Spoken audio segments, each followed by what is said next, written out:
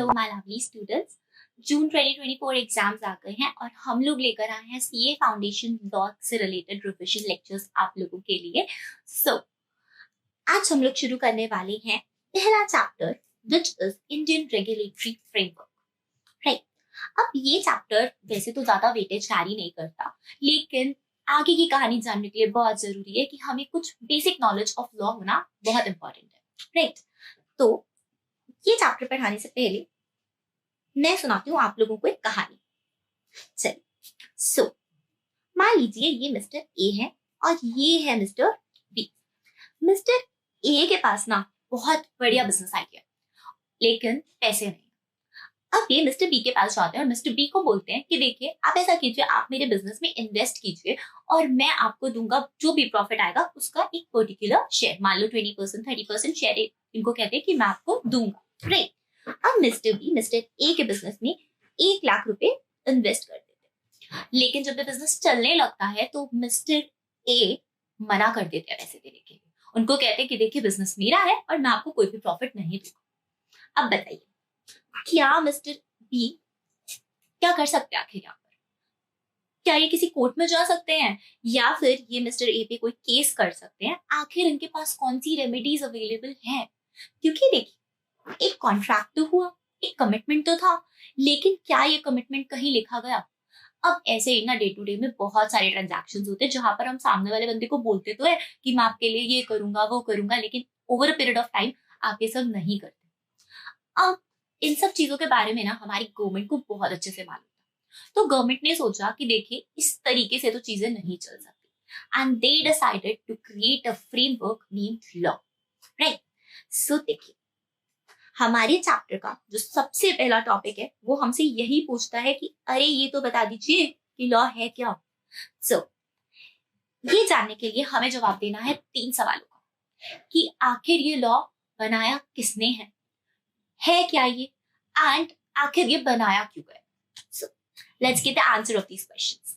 देखिए हमारा लॉ बनाने वाली है हमारी गवर्नमेंट।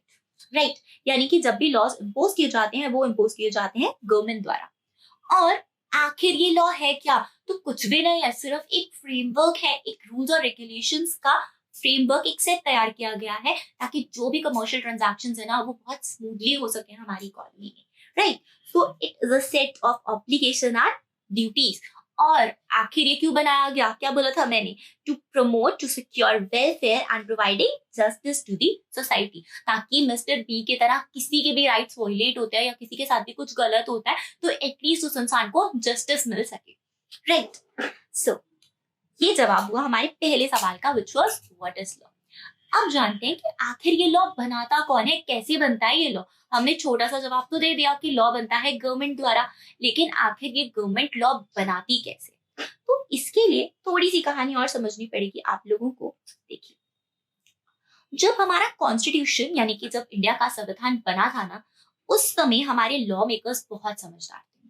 उन लोगों ने कॉन्स्टिट्यूशन बहुत सोच समझ कर बनाया और बनाते वक्त उन्होंने ये फैसला लिया कि जो भी पावर है ना लॉ बनाने की, हम एक इंसान के हाथ में नहीं देंगे, और साथ ही साथ इसकी इम्प्लीमेंटेशन की, और अगर किसी बंदे को जस्टिस चाहिए तो वो पावर भी एक ही इंसान के हाथ में नहीं होनी चाहिए। यानी कि हमारे कॉन्स्टिट्यूशन ने बनाया एक 3 टायर मशीनरी जहां पर 3 डिपार्टमेंट्स के ऊपर रिस्पॉन्सिबिलिटीज ले दी गई, जिसमें से सबसे पहला डिपार्टमेंट था यानी कि सबसे पहला टायर था हमारा लेजिस्लेचर। अब देखिए लेजिस्लेचर का काम क्या है? लॉ बनाना। राइट, इसका मतलब जितने भी लॉज बनते हैं वो सब बनते हैं हमारी पार्लियामेंट में, जिसको हम लोग लेजिस्लेचर के नाम से भी जानते हैं। अब ये लॉज बन तो गए, लेकिन बनने में और इम्प्लीमेंट होने में तो बहुत फर्क होता है ना। पार्लियामेंट में तो लॉ बन गया, लेकिन इसको इन्फोर्स कौन कर पाएगा, कैसे कर पाएगा? तो ये रिस्पॉन्सिबिलिटी भी तो किसी पर डालनी थी। उसके लिए कॉन्स्टिट्यूशन मेकर्स ने इंटरेस्ट किया एग्जीक्यूटिव बॉडी पर। एग्जीक्यूटिव बॉडी के अंदर आ जाती हैं आप लोगों की मिनिस्ट्रीज, और इसके बारे में अभी हम लोग बहुत डिटेल में भी बात करने वाले हैं। राइट, तो एग्जीक्यूटिव के ऊपर ड्यूटी डाली गई हमारे लॉज को इम्प्लीमेंट कराने की। एंड उसके बाद भी अगर इम्प्लीमेंटेशन के बाद कोई इंसान लॉ को वायलेट करता है तो जिस भी पर्सन के साथ में गलत हुआ है वो जा सकता है कोर्ट में अपने लॉ को एनफोर्स करवाने, अपनी राइट्स को एनफोर्स करवाने लीगल रेमेडीज के लिए। इसीलिए जो थर्ड टायर ऑफ मशीनरी बना वो था जुडिशरी। सो जुडिशरी की रिस्पॉन्सिबिलिटी है जब भी किसी इंसान के साथ कुछ गलत हो उसको लीगल रेमेडी प्रोवाइड करनी। सो देखिए हमने क्या बात की, हमने कहा कि लॉ कब बनेगा, पार्लियामेंट के अंदर, लेजिस्लेचर के अंदर। तो अब आखिर ये जान लेते हैं कि हमारी पार्लियामेंट आखिर लॉ बनाएगी कैसे। ये भी एक इम्पोर्टेंट सवाल है, चलिए जवाब लेते हैं सवाल का। सो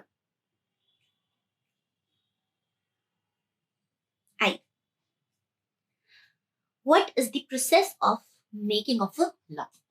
सो देखिए ये बिल को पास करने का प्रोसेस क्या है, यानी कि लॉ को बनाने का प्रोसेस क्या है। सबसे पहले हम लोग एक पेपर मान सकते हैं आप लोग कि एक पेपर पे लिख दिया जाता है कि आखिर क्या क्या चेंजेस गवर्नमेंट लाना चाहती है, कौन सी चीजों को ये कवर करना चाहती है।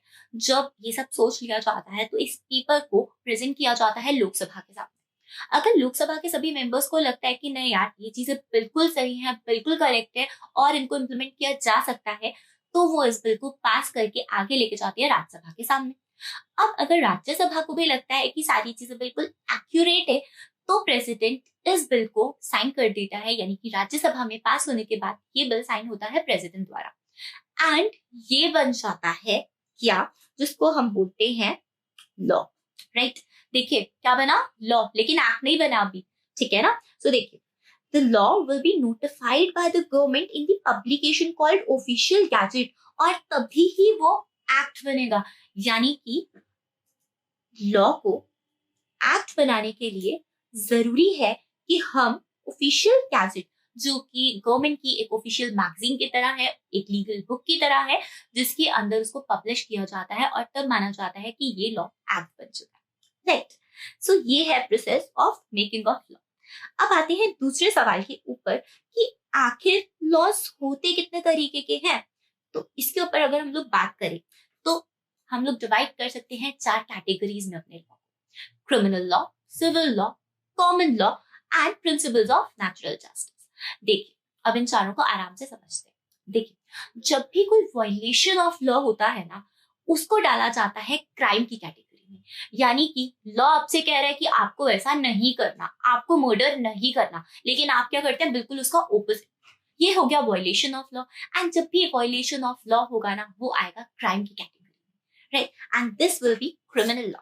तो अगर हम लोग क्रिमिनल लॉ की बात करें तो ये कंसर्न है किसके साथ, violations of rule of law या फिर पब्लिक लॉ के साथ, और इसके लिए मिलती है आप लोगों को पनिशमेंट। सो कभी भी कोई इंसान अगर वायलेशन ऑफ लॉ करता है यानी कि कोई क्राइम कमिट करता है तो उसको दी जाती है उस चीज के लिए पनिशमेंट, जो कि हो सकती है जेल यानी कि इम्प्रिजनमेंट, और साथ ही साथ फाइन भी लेवी किया जा सकता है। अब आते हैं सिविल लॉ पे कि सिविल लॉ क्या है आखिर। तो देखिए जब भी दो लोगों के बीच में कोई कॉन्ट्रैक्ट हुआ या कोई अरेंजमेंट हुआ, जैसे हमने अभी ए और बी का एग्जांपल देखा था, और मिस्टर ए क्या कह रहे हैं कि अब मैं पैसा नहीं दूंगा, तो इस केस में मिस्टर बी को लग रहा है कि यार मेरे साथ तो गलत हो रहा है, यानी कि एक डिस्प्यूट क्रिएट हो चुका है दोनों पार्टीज के बीच में। अब ये डिस्प्यूट को सेटल करने के लिए ये लोग जा सकते हैं कोर्ट, और ये एग्जांपल है एक सिविल लॉ का, राइट। सो देखिए सिविल लॉ क्रिएट होता है because of matters of dispute between individuals, right, and क्योंकि किसी पर्सन के राइट्स या ऑब्लिगेशंस वायलेट हो रहे हैं, जो कि यहाँ पर हमारे केस में मिस्टर बी थे, तो वो कोर्ट जा सकते हैं डिस्प्यूट रेजोल्यूशन के लिए। यहाँ पर जनरली पनिशमेंट नहीं दी जाती, लेकिन फाइन्स वगैरह लेवी किए जाते हैं, जैसे कि इंडियन कॉन्ट्रैक्ट एक्ट में या फिर नेगोशिएबल इंस्ट्रूमेंट्स के हिसाब से। ये सारी चीजें भी हम लोग आराम से एक एक चीज के बारे में पढ़ेंगे, राइट। नेक्स्ट चीज आ जाती है कॉमन लॉ। अब कॉमन लॉ क्या चीज है, देखिए मान लीजिए कि मिस्टर ए जो है मिस्टर बी के साथ चले जाते हैं कोर्ट में और जाके कोर्ट में कह देते हैं कि देखिए मिस्टर ए ने मेरे साथ किया है गलत। अब कोर्ट इसके ऊपर क्या फैसला सुनाएगा कि देखिए मिस्टर बी के साथ गलत तो हुआ है और इनको दे देने चाहिए हमें कुछ डैमेजेस, कुछ रेमेडीज, राइट। तो अब कोर्ट मान लो ये फैसला सुनाता है कि मिस्टर बी को उनका शेयर ऑफ प्रॉफिट दे दिया जाए। तो यहाँ पर ना एक केस लॉ बन चुका है और केस लॉ के ऊपर ना जजमेंट भी आ चुका है। अब मान लीजिए कि इसी तरीके का सिमिलर केस 2 से 3 साल बाद कोर्ट में जाता है, तो अगर 2 से 3 साल बाद या मान लो 6 महीने बाद भी सिमिलर नेचर का कोई केस कोर्ट में जाएगा, अब इनको रेफर भी कर सकते हैं ये लोग कि देखिए ए और बी के केस में तो आप लोगों ने ये डिसीजन सुनाया था, तो हम कोर्ट को बोल भी सकते हैं कि देखिए पहले आपने ये वाला डिसीजन लिया था और अब हमारे केस में भी क्योंकि सिमिलर नेचर का आप ऐसा वाला डिसीजन दे सकते हैं। तो या तो पार्टीज इस चीज पे बोल सकती हैं, और या फिर अगर पार्टीज नहीं भी बोलेंगी तब भी कोर्ट अपने डिसीजन को तो मानेगा ही, राइट। सो कोर्ट इस सिचुएशन में रिलाई कर सकता है अपने प्रीवियसली दिए हुए डिसीजंस के ऊपर, जिसको हम लोग कहते हैं जुडिशियल प्रीसिडेंस, राइट। तो यहाँ पर हमने क्या टर्म यूज किया, जुडिशियल प्रीसिडेंस। जुडिशियल प्रीसिडेंस क्या हो गए, ऑलरेडी डिसाइडेड केस लॉज, जिसको आप लोग कॉमन लॉ के नाम से भी जानते हैं, राइट। आइए देखते हैं आईसीआई क्या कहता है इस बारे में। जैसे हमने कहा था कि जुडिशियल प्रीसिडेंट या फिर केस लॉ कॉमन लॉ बन जाता है, यानी कि एक ऐसा जजमेंट जो कि डिलीवर किया गया है सुप्रीम कोर्ट द्वारा वो तो मान्य होगा, यानी कि लेवी होगा, एनफोर्स किया जाएगा हर एक कोर्ट द्वारा। यानी कि सुप्रीम कोर्ट का डिसीजन ना आर्टिकल 141 के हिसाब से हर एक कोर्ट के ऊपर बाइंडिंग होता है, और कोई भी कोर्ट ये नहीं कह सकता कि नहीं हम ये नहीं मानेंगे, क्योंकि supreme court is the apex and highest authority in the hierarchy of judicial system in India, right. So इसको ना हम लोग स्टेयर डिसीजेस का डॉक्ट्रीन भी बोलते हैं। डॉक्ट्रीन ऑफ स्टेयर डिसीजेस का मतलब क्या है कि एक बारी जो कोर्ट ने कह दिया उसके बाद उसके ऊपर कोई भी क्वेश्चन नहीं उठेगा, यानी कि सुप्रीम कोर्ट ने अगर एक बारी जजमेंट दे दिया है तो अब सभी कोर्ट्स को वो मानना पड़ेगा विदाउट एनी क्वेश्चन, राइट। तो यही हमने कहा to stand by what it is decided, right. अब कॉमन लॉ तो पढ़ लिया हम लोगों ने, अगला सवाल है प्रिंसिपल्स ऑफ नेचुरल जस्टिस का, यानी कि हमारा जो फोर्थ लॉ है, यानी कि fourth type of law, that is principle of natural justice. देखिए अगर कोई पर्टिकुलर एक्ट या कुछ भी चीज हमारे पास अवेलेबल नहीं है तो कोर्ट के पास ना एक सबसे समझदारी वाली चीज जो अवेलेबल है वो है जस्टिस। यानी कि देखिए कोर्ट्स को बनाया क्यों गया, जस्टिस प्रोवाइड करने के लिए। अब देखिए अगर कोई एक्ट भी नहीं है, कोई भी चीज नहीं है, तब भी कोर्ट्स को ये चीज तो श्योर है कि हाँ हम लोगों को जस्टिस प्रोवाइड करना है। अब यहाँ पर लग जाते हैं हमारे नेचुरल जस्टिस के प्रिंसिपल्स, जैसे कि ऑडी अल्ट्रम पार्टम या नेमो ज्यूडिक्स इन कॉजस हुआ। अब ये चीजें क्या होती हैं ये भी थोड़ा सा मैं समझा देती हूँ। ये लिटिल लीगल मैगजीन्स है और ये डील करते हैं फंडामेंटल प्रिंसिपल्स ऑफ जस्टिस के साथ, यानी कि ऐसे प्रिंसिपल्स के साथ जो चाहता है कि लोगों को, सिटीजन्स को न्याय मिल सके, जस्टिस मिल सके, राइट। सो जैसे मैंने आप लोगों का ऑडी अल्ट्रम पार्टम, ऑडी अल्ट्रम पार्टम क्या है कि भाई किसी भी केस में ना डिसीजन देने से पहले दोनों पार्टीज की सुन लेनी चाहिए, यानी कि कोर्ट कभी भी दोनों पार्टीज के बात सुने बिना डिसीजन नहीं देगा, राइट। इसी तरीके से नेमो ज्यूडिक्स इन कॉजस हुआ। इसका मतलब होता है कि कोई भी इंसान ना अपने केस में जज नहीं हो सकता। इसी से रिलेटेड एक डॉक्ट्रिन ये भी है जो कहता है कि देखिए कोई भी इंसान को ना आप ये कंपेल नहीं कर सकते कि वो अपने अगेंस्ट गवाही दे, अपने अगेंस्ट विटनेस बने। तो ये सब कुछ प्रिंसिपल्स है नेचुरल जस्टिस के, जो कि फोर्थ सोर्स ऑफ यानी कि फोर्थ टाइप ऑफ लॉ बन जाता है, राइट। तो अब हम लोगों ने पढ़ लिया कि टाइप्स ऑफ लॉ कितने हैं। अब बात करते हैं सोर्सेज ऑफ लॉ। तो जब हमने कहा कि लॉ बन गया, लॉ बनाया गया, लॉ इम्प्लीमेंट किया गया, तो ये जानना भी तो जरूरी है कि आखिर लॉ आया कहाँ से है, राइट। उसी सवाल का जवाब देने जा रहे हैं हम लोग अब, जो कि बात कर रहा है सोर्सेज ऑफ लॉ के बारे में, राइट। यानी कि ऐसी कौन से फाउंडेशंस हैं जिनके ऊपर हमारा लॉ बेस्ड है, कहाँ से लाए हैं हम इनको, ये जानना बहुत इंपॉर्टेंट है ना। चलिए समझते हैं। देखिए कुछ भी जानने से पहले ना आप लोगों के लिए ये जानना बहुत जरूरी है कि इंडिया के जितने भी लॉज है ना वो निकलते हैं हमारी सुप्रीम अथॉरिटी के थ्रू, जिसको कहा जाता है कॉन्स्टिट्यूशन, राइट। यानी कि इंडिया का संविधान। इसका मतलब कोई भी लॉ ना इंडिया में ऐसा नहीं बन सकता जो कॉन्स्टिट्यूशन के अगेंस्ट हो, और अगर ऐसा बन भी जाता है ना तो वो लॉ, वो एक्ट हो जाएगा वॉइड। इसका मतलब उसको आगे परस्यू नहीं किया जाएगा, उसको आगे इम्प्लीमेंट नहीं किया जाएगा, क्योंकि वो हमारे बेसिक नेचर के अगेंस्ट, राइट। इसका मतलब जो हमारी हाईएस्ट अथॉरिटी है लॉ बनाने के लिए, वो हमने पावर दी है कॉन्स्टिट्यूशन को। इसका मतलब जो भी चीजें कॉन्स्टिट्यूशन में लिखी हुई है ना उन्हीं के ऊपर लॉज बनेंगे, ऐसे ही आप कुछ भी नहीं बना सकते, ठीक है ना। और इसके बारे में आराम से भी हम लोग आगे की क्लासेस में डिस्कस करते भी रहेंगे, राइट। सो देखिए सबसे पहला जो हमारा मेजर सोर्स ऑफ लॉ है वो है हमारा कॉन्स्टिट्यूशन, राइट। अब जैसे मैंने आप लोगों से कहा था, it is the basis and source for all the law. तो देखिए, कॉन्स्टिट्यूशन ने ना हमारे लिए एक फ्रेमवर्क तैयार किया जिसको हम लोग कहते हैं डेमोक्रेसी, राइट। अब डेमोक्रेसी में क्या होता है, हम लोग कुछ लोगों को इलेक्ट करते हैं अपने बिहाफ पे, जो कि हमारे लिए रूल्स और रेगुलेशंस बना सके, हमारे लिए इंडियन गवर्नमेंट को चला सके, हमारे लिए हमारी इकोनॉमी को चला सके, राइट। तो बेसिकली कॉन्स्टिट्यूशन ने कहा, क्या कहा कि देखिए पार्लियामेंट बनेगी, राइट। पार्लियामेंट कैसे बनती है, हम लोगों के इलेक्टेड रिप्रेजेंटेटिव्स के थ्रू, जो कि आगे जाके हमारे बिहाफ पे सारा काम हैंडल करते हैं, राइट। सो देखिए, we elect our representatives to the parliament as well as to the legislative assemblies, right। यानी कि लोकसभा में, राज्यसभा में कौन लोग बैठे हैं, हमारी तो रिलेटेड, हमारी तो इलेक्टेड रिप्रेजेंटेटिव्स बैठे हुए हैं ना। अब क्या लॉज बनेंगे, कहाँ, पार्लियामेंट में। तो इसका मतलब पार्लियामेंट भी हमारी अल्टीमेट लॉ मेकिंग बॉडी बन गई। तो जो भी डिसीजंस दिए जाएंगे स्टेट लेजिस्लेचर्स के थ्रू, वो लागू होंगे स्टेट के ऊपर, और जो बनाए जाएंगे डिसीजंस, जो रूल्स बनाए जाएंगे सेंट्रल गवर्नमेंट के थ्रू, वो लेवी होंगे, वो इम्प्लीमेंट किए जाएंगे ऑन दी सेंटर, यानी कि सेंट्रल लेवल पे, यानी कि पूरे के पूरे नेशन, राइट। इसका मतलब ओवरऑल सभी लोगों के ऊपर सेंट्रल गवर्नमेंट के लेजिस्लेशन लगने वाले हैं। और अगर स्टेट गवर्नमेंट कोई लॉ बनाती है तो वो इफेक्टिव होता है सिर्फ और सिर्फ स्टेट्स के लिए, राइट। जैसे अगर दिल्ली गवर्नमेंट कोई लॉ बनाएगी ना, तो वो स्टेट लेजिस्लेचर में बना हुआ लॉ है और वो हम लोगों पे, दिल्ली में रहने वाले लोगों के ऊपर एप्लीकेबल होगा, राइट।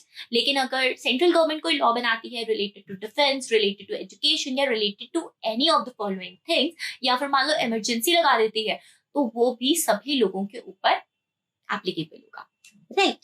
सो देखिए, हमारा जो कॉन्स्टिट्यूशन है ना, ये बहुत ही प्यारा है। इनको ना ये बहुत अच्छे से मालूम था, जिन लोगों ने कॉन्स्टिट्यूशन बनाया, कॉन्स्टिट्यूशन मेकर्स कहते हैं जिनको हम, उन लोगों को बहुत अच्छे से मालूम था कि हम ना एक बंदे को सारी पावर नहीं दे सकते।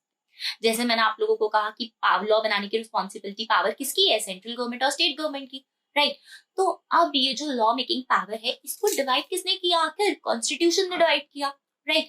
इसीलिए कॉन्स्टिट्यूशन के अंदर लिखा गया है कि हमारा जो फॉर्म, जो नेचर ऑफ गवर्नमेंट है, that is federal government, right. So एक वर्ड यूज किया गया, फेडरल, जिसका मतलब होता है कि पावर्स डिवाइड की जाएंगी सेंटर और स्टेट के बीच में, ताकि अगर कोई भी डिस्प्यूट होता है कि स्टेट कह रहा है नहीं मुझे बनाना है, सेंटर कह रहा है नहीं मुझे बनाना है, ऐसा नहीं होगा। कॉन्स्टिट्यूशन ने ना 3 लिस्ट बनाई है, union list, state list and concurrent list, जिसके अंदर ये बातें क्लियरली मेंशन की गई है कि देखिए, अगर कोई भी मैटर्स ऐसे हैं जिनके ऊपर स्टेट को पावर देनी चाहिए कि ठीक है यार तुम अपने हिसाब से अपने लॉज बना लो, तो वो लिखे गए हैं स्टेट लिस्ट के अंदर। लेकिन ऐसे मैटर्स जो कि सेंट्रल के लिए बहुत इंपॉर्टेंट है, जैसे कि नेशनल डिफेंस या सिक्योरिटी के मामले, उनको दिया गया है यूनियन लिस्ट के अंदर। और फिर अगर ऐसे कुछ मामले हैं जिनके ऊपर दोनों का ही टिक बहुत जरूरी है, दोनों के ही ओपिनियंस मैटर करते हैं, तो वो मैटर्स डालते हैं कॉन्करेंट लिस्ट के अंदर, ताकि आगे जाके अब किसी भी लेवल पे स्टेट गवर्नमेंट और सेंट्रल गवर्नमेंट के बीच में ये कॉन्फ्लिक्ट न हो कि नहीं यार यहाँ उसको हम बनाएंगे, राइट। सो देखिए, 2 सोर्सेस के बारे में तो आप लोगों ने बात कर ली। अब बात करते हैं बाकी 2 सोर्सेस के बारे में, जो है जुडिशियल प्रीसिडेंस, जुडिशियल डिसीजन, और हमारे कास्टर्स। तो देखिए, जुडिशियल डिसीजंस क्या होते हैं, ये तो मैंने आप लोगों को पहले ही बता दिया। ऐसे डिसीजंस जो ऑलरेडी किसी केस में सुनाए जा चुके हैं, और ऐसे डिसीजंस जो कि सुप्रीम कोर्ट ने लिया, जिनको कोई भी कोर्ट ऑल्टर नहीं कर सकता। अब आते हैं आखिरी चीज के ऊपर, which is customs and usages. देखिए, कस्टम्स क्या होते हैं, हम लोग सब दिवाली पे दिया जलाते हैं ना, लेकिन पहली बार किसने दिया जलाया था, कौन सी ईयर में, कौन सी डेट को जला था, ये तो एग्जैक्टली किसी को भी नहीं मालूम। लेकिन क्योंकि एक चीज बहुत समय से फॉलो की जा रही है, वो बन गया हम लोगों के लिए कस्टम। अब कोई भी लॉ, कोई भी रूल या कोई भी एक्ट ऐसा नहीं आ सकता जो हम पर ये रोक लगा दे कि देखिए दिवाली पे दिए नहीं जलाने। इसी को हम लोग कहते हैं customs and usages, right. I hope आप लोगों को ये सारी चीजें अच्छे से समझ में आई हो। अब हम लोग बात करते हैं आगे की, और मूव करते हैं अपने चैप्टर के कुछ आखिरी टॉपिक्स की तरफ, जिसमें आ जाता है थोड़ा सा इंपॉर्टेंट टॉपिक, जो कि बात कर रहा है एनफोर्समेंट ऑफ लॉ के ऊपर। यानी कि आखिर ये लॉ एनफोर्स किया कब जाएगा, कैसे जाएगा, इस पे भी तो बात करनी जरूरी है ना, राइट। सो देखिए, जैसे मैंने आप लोगों को कहा कि हमारे लिए जो एनफोर्सिंग एजेंसी है, यानी कि जो एग्जीक्यूटिव बॉडी है, वो टोटली अलग बनाई है, जिसमें आते हैं हमारे मिनिस्ट्रीज, यानी कि ministry of finance, ministry of corporate affairs, ministry of human resource development.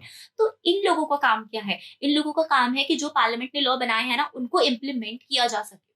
सो अब बात करते हैं इन चीजों के ऊपर। देखिए क्या लिखा है, कह रहे हैं after law is passed in the parliament, उसको एनफोर्स कराना भी जरूरी है।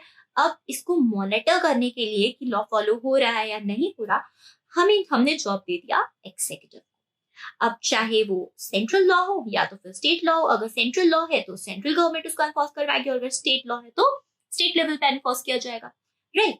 देखिए, इसके लिए कुछ मिनिस्ट्रीज बनाई गई हैं, जैसे कि ministry of finance, ministry of corporate affairs and ministry of home affairs, ministry of law and justice, right. So in ministries के बारे में हम थोड़ा थोड़ा सा पढ़ने वाले हैं, फटाफट से क्विक रिकैप करते हैं।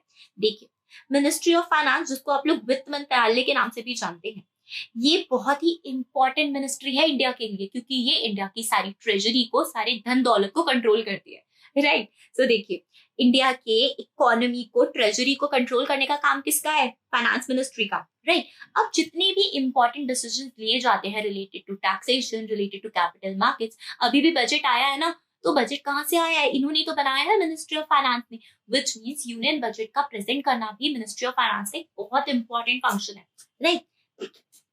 थोड़ा सा पढ़ेंगे भी इसको। सो मिनिस्ट्री ऑफ फाइनेंस का काम क्या है? Taxation, financial legislation, financial institution, capital markets और सेंट्रल और स्टेट के फाइनेंसेस इंक्लूडिंग यूनियन बजट को लेकर आना, right. So day to day में जो भी हमारे काम होते हैं एज चार्टर्ड अकाउंटेंट्स, वो काम मिनिस्ट्री ऑफ फाइनेंस से रिलेटेड ही होते हैं, यानी कि हम लोगों के लिए तो ये मिनिस्ट्री बहुत इंपॉर्टेंट है, राइट। अब आ जाते हैं दूसरी चीज के ऊपर, लेकिन उससे पहले पढ़ लेते हैं कि मिनिस्ट्री ऑफ फाइनेंस में आखिर कितनी सर्विसेज प्रोवाइड की जाती है, यानी कि 4 सेंट्रल सिविल सर्विसेज है मिनिस्ट्री ऑफ फाइनेंस में। एक रेवेन्यू की, दूसरी ऑडिट एंड अकाउंट्स की, तीसरा इकोनॉमिक सर्विस एंड चौथा सिविल अकाउंट्स एंड सर्विस। तो एग्जामिनेशन पर्पस से इतना रेलेवेंट तो नहीं है, लेकिन आप लोग इसको रीड करके जरूर जाइएगा, इग्नोर मत कीजिएगा कुछ भी, राइट। नेक्स्ट चीज पे आ जाते हैं, जो की बात करता है मिनिस्ट्री ऑफ कॉर्पोरेट अफेयर्स के बारे में। अब मिनिस्ट्री ऑफ कॉर्पोरेट अफेयर्स क्या है? हम लोगों को पता है ना कि कितने सारे बॉडी कॉर्पोरेट चल रहे हैं आज की डेट में, कंपनीज हो गई, एलएलपीज हो गई, इन सबको रेगुलेट करने का काम किसका है? इसी मिनिस्ट्री का, राइट। देखिए, हमारी इंपॉर्टेंट इंडियन गवर्नमेंट मिनिस्ट्री जो कि डील करती है administration of companies act, companies act 2013, companies act 1956, यानी कि जो पहले वाला कंपनीज एक्ट था, और ये एक्ट को हम लोग डिटेल में पढ़ने वाले हैं, LLP act 2008 and insolvency and bankruptcy code 2016। इन सभी के ऊपर जो फ्रेमवर्क लगाने का काम है वो है हमारी मिनिस्ट्री ऑफ कॉर्पोरेट अफेयर्स, यानी कि MCA का, राइट। अब देखिए, ये जो मिनिस्ट्री है ना, ये जनरली सिविल सर्विस द्वारा रन की जाती है, एंड जो ऑफिसर्स है ना, वो भी सिविल सर्विसेज के थ्रू ही इलेक्ट होते हैं, यानी कि आप लोगों के UPSC के एग्जाम के थ्रू, राइट ना। आ जाते हैं दूसरी चीज के ऊपर, which is ministry of home affairs, जिसको हम लोग गृह मंत्रालय भी बोलते हैं। आप लोगों ने सुना होगा इसका नाम डेफिनेटली, राइट। ये भी गवर्नमेंट ऑफ इंडिया की एक मिनिस्ट्री है, जो कि इंटीरियर मिनिस्ट्री ऑफ इंडिया की तरह काम करती है, जिसका मेजर काम है बहुत इंपॉर्टेंट इंटरनल सिक्योरिटी को मेंटेन करना, राइट। किसी भी तरीके के दंगे ना हो, बाहर वाले नेशंस के साथ कोई प्रॉब्लम ना हो, उन सबको देखने का काम इन्हीं का है, राइट। देखिए, सो इसको हेड करने वाले हैं union minister of home affairs, which is an important person. And अब आ जाते हैं हम दूसरी चीज के ऊपर, which is ministry of law and justice. अब उसका नाम ही बता रहा है कि इनका काम क्या है, लॉ और जस्टिस को मिनिस्टर करना, मेंटेन करना, ये देखना कि कुछ गड़बड़ ना हो यहाँ पर, राइट। देखिए, यहाँ पर आ जाती है हमारी कैबिनेट मिनिस्ट्री, जिसका काम है लीगल अफेयर्स, लेजिस्लेटिव डिपार्टमेंट को देखना, ओवरव्यू करना, उनको सुपरवाइज करना, लीगल अफेयर्स को देखना, एडमिनिस्ट्रेशन करना जस्टिस का, एंड दैट्स इट। उसके बाद इसके बारे में तो आप लोगों ने सबने पढ़ा है छोटी क्लासेस में भी, 11th 12th में भी। SEBI, security exchange board of India, ये है क्या? एक ऐसी रेगुलेटरी बॉडी है ये, जो कि कमोडिटी मार्केट, सिक्योरिटी मार्केट, यानी कि आपके शेयर्स वगैरह जो भी आप लोग ट्रेड करते हैं ना मार्केट के अंदर, स्टॉक एक्सचेंजेस पे, उसको देखने का काम हमारी सेबी का ही, right. So ministry of finance की ओनरशिप में ना हमारी जो सेबी है वो बनाई गई थी 12 अप्रैल 1988 में एज एन एग्जीक्यूटिव बॉडी। कोशिश कीजिएगा ये डेट याद करने की, और फिर इसको स्टैट्यूटरी पावर्स दे दी गई 30 जनवरी 1992 में सेबी एक्ट 1992 के द्वारा, राइट। सो आखिरी मिनिस्ट्रीज के ऊपर आ जाते हैं, जहां पर आ रहा है हमारा RBI, insolvency bankruptcy board of India. तो RBI के बारे में तो आप लोग जानते हैं ना, हमारा एपेक्स इंस्टीट्यूशन, जिसका काम है सारे के सारे बैंकिंग सिस्टम को ओवरव्यू करना, सारे बैंकिंग सिस्टम को सुपरवाइज करना, राइट। देखिए, एक सेंट्रल बैंक हमारा इंडिया का, जो कि रेगुलेटरी बॉडी की तरह काम करता है इंडियन बैंकिंग सिस्टम में। इसका काम है मिनिस्ट्री ऑफ फाइनेंस को government of government of India को ओनरशिप प्रोवाइड करना, यानी कि उनके ऊपर सुपरवाइजरी कंट्रोल हमारा आरबीआई रखता है। जब भी हमारे फाइनेंस मिनिस्ट्री को या गवर्नमेंट ऑफ इंडिया को पैसा चाहिए होता है, ये प्रोवाइड करते हैं, राइट। इनका काम है कंट्रोल करना, इश्यू करना और मेंटेन करना पैसे को, मनी की सप्लाई को, कब नोट छापने, कब नोट नहीं छापने, कब क्रेडिट को कंट्रोल करना, ये सारा काम किसका? आरबीआई का, राइट। यानी कि मेन पेमेंट सिस्टम्स को यही कंट्रोल करती है। भारतीय रिजर्व बैंक नोट मुद्रण एक स्पेशलाइज्ड डिवीजन है आरबीआई की, जो कि नोट्स को प्रिंट करती है और इंडियन करेंसी को मिंट भी करती है, राइट। नाउ आ जाते हैं दूसरी चीज के ऊपर, which is insolvency and bankruptcy board of India, जो कि काम करता है ओवरसी करने का इंसॉल्वेंसी प्रोसीडिंग्स ऑफ एंटिटीज। यानी कि जब भी कोई व्यक्ति, कोई पर्सन, कोई कंपनी इंसॉल्वेंट होगी ना, तो उसको मॉनिटर करने का काम किसका है? आईबीबीआई का, राइट। इंसॉल्वेंसी प्रोफेशनल्स जो बने हुए हैं, यानी कि जो लोग इंसॉल्वेंसी प्रोफेशनल्स की तरह काम करते हैं, उनको भी सुपरवाइज करने का काम यही अथॉरिटी करती है, यही हमारी कंट्रोलिंग अथॉरिटी करती है, राइट। अब देखिए, इसको बनाया गया था 1 अक्टूबर 2016 में, लेकिन जो मेन पावर्स बनी थी एज एन एक्ट वो दी गई थी 5 मई 2016। ये सभी इंडिविजुअल्स, कंपनीज, एलएलपीज, पार्टनरशिप फर्म्स को कवर करती है, जैसे मैंने बोला आप लोगों से अभी। और इनका काम क्या है कि इंसॉल्वेंसी एंड बैंक्रप्सी की प्रोसीडिंग्स को आसान बना दिया जाए, राइट। इसी के साथ खत्म होती है मिनिस्ट्रीज, और हम लोग बात करने जा रहे हैं आखिरी टॉपिक की तरफ, which is the structure of Indian judicial system. और ये आप लोगों के एग्जाम के लिए बहुत रेलेवेंट है, राइट। इंडियन जुडिशियल सिस्टम यानी कि इंडिया की जो जुडिशरी है ना, उसका सिस्टम क्या है, आखिर हायरार्की क्या है, कैसी बनी हुई है, वो इसके बारे में बात करने जा रहे हैं। देखिए, सबसे पहले तो जुडिशरी का काम क्या है। कभी भी कोई भी मैटर्स जैसे कि ए और बी के बीच में हुआ था, उसको सॉल्व करने का काम किसका? डिस्प्यूट रेजोल्यूशन का, जुडिशरी का। लोगों को फेयरनेस प्रोवाइड करना, और जो भी रूल्स, जो भी एक्ट, जो भी लॉज बने हुए हैं, अगर क्योंकि देखिए लॉ मेकर्स तो बहुत पहले लॉ बना देते हैं, कॉन्स्टिट्यूशन कितना पहले बना था, है ना। अब आज की डेट में उस चीज का कोई समझना है, हमें कोई उस चीज के ऊपर लॉ बनाना है या उस चीज को इंटरप्रेट करना है, तो कौन करेगा ये काम? जुडिशरी तो करेगी, ठीक है ना। तो हायरार्की ऑफ कोर्ट्स किस तरीके से बनी हुई है इंडिया में, इसको हम समझ सकते हैं लोअर लेवल से। देखिए, सबसे नीचे छोटे लेवल पर आते हैं आप लोगों के मेट्रोपॉलिटन कोर्ट्स, राइट। अब देखिए, मेट्रोपॉलिटन कोर्ट्स कहाँ पे स्टैब्लिश होते हैं? ऐसी जगहों पर जहां पे पॉपुलेशन 10 लाख से ज्यादा की होती है, यानी कि ऐसी सिटीज जहां पे 10 लाख से ज्यादा की पॉपुलेशन है और बहुत सारे डिस्प्यूट होने के ऑब्वियसली चांसेस हैं, तो ऐसी जगहों पर मेट्रोपॉलिटन कोर्ट्स बनाए जाते हैं, जैसे कि हमारे मेट्रोपॉलिटन स्टेट्स, दिल्ली वगैरह, राइट। अब देखिए, इसके ऊपर आते हैं हमारे डिस्ट्रिक्ट कोर्ट्स। अब ये जो डिस्ट्रिक्ट कोर्ट्स है ना, ये डिवाइडेड है 2 तरीके से, सिविल और क्रिमिनल, राइट। अगर सिविल केसेस है ना, तो वो डिस्ट्रिक्ट कोर्ट के अंदर जाएंगे, कोर्ट ऑफ डिस्ट्रिक्ट जज के अंदर, यानी कि सिविल मैटर्स जाएंगे कोर्ट ऑफ डिस्ट्रिक्ट जज के अंदर, ताकि कोई भी डैमेजेस वगैरह, कोई भी डिस्प्यूट पार्टीज के बीच में वो यहाँ पर रिजॉल्व हो सके। लेकिन अगर क्रिमिनल मैटर्स है तो वो जाते हैं कोर्ट ऑफ सेशन में, राइट। तो अगर डिस्ट्रिक्ट लेवल पे या किसी भी स्टेट में कोई क्रिमिनल मैटर हुआ है तो वो जाएगा कोर्ट ऑफ सेशन के अंदर, राइट। सो अब ये जो हमारे डिस्ट्रिक्ट कोर्ट्स है ना, ये काम करते हैं ज्यूरिसडिक्शन के हिसाब से, यानी कि जो इनका एरिया है और जो इनको पावर्स दी गई हैं, उन पावर्स के अकॉर्डिंगली इनको काम करना है, राइट। नाउ इंपॉर्टेंट बात ये है कि हमारे जो डिस्ट्रिक्ट कोर्ट्स है ना, ये 2 करोड़ से ऊपर के मैटर्स को डील नहीं करते, राइट। तो इसको भी हम ज्यूरिसडिक्शन बोल सकते हैं, यानी कि ऐसी चीजें कि इससे ज्यादा अमाउंट में डील नहीं करेंगे और सिर्फ यही वाले मैटर्स को डील करेंगे, ये हो गया इनका ज्यूरिसडिक्शन, राइट। अब देखिए, डिस्ट्रिक्ट कोर्ट के ऊपर आता है हाई कोर्ट, जिसको हम लोग 3 चीजों से जानते हैं और ये बहुत इंपॉर्टेंट है, appellate, original and supervisory jurisdiction. High court ना आर्टिकल 214 के अंदर हर स्टेट में एक हाई कोर्ट जरूर है, राइट। अब ये हाई कोर्ट क्यों बनाया गया?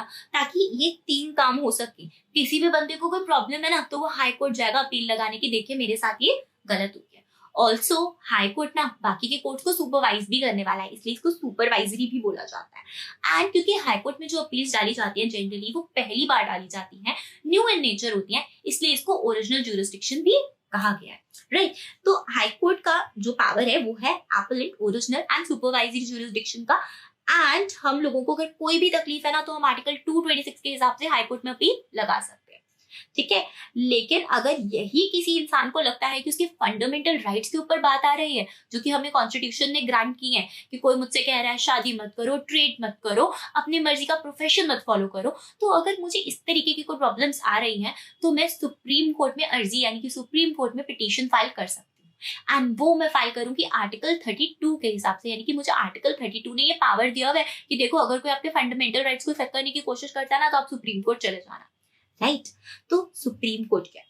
हमारी एपेक्स बॉडी ऑफ जुडिशरी, सबसे ऊपर लेवल पे बनाया गया है सुप्रीम कोर्ट। ये इस्टेब्लिश हुआ था 26 जनवरी 1950 में, और यहाँ पे जो हाईएस्ट अथॉरिटी होती है वो होती है chief justice of India. Right. अब सुप्रीम कोर्ट में इनिशियली जो है 7 मेंबर्स बैठते थे, लेकिन आज के डेट में ये मेंबर्स बढ़ के 34 हो चुके हैं। राइट। एंड यहाँ खत्म होती है हमारी हायरार्की, और इसी के साथ खत्म होता है हमारा चैप्टर। आई होप आप लोगों को ये लेक्चर अच्छा लगा होगा, और अगर अच्छा लगा है तो प्लीज इसे लाइक जरूर कीजिएगा और मेरे साथ जुड़े रहेगा अगले 30 दिन तक, ताकि हम लोग और भी इंपॉर्टेंट टॉपिक्स और पूरा सिलेबस अच्छे से कवर कर सके। Right. Thank you so much for watching.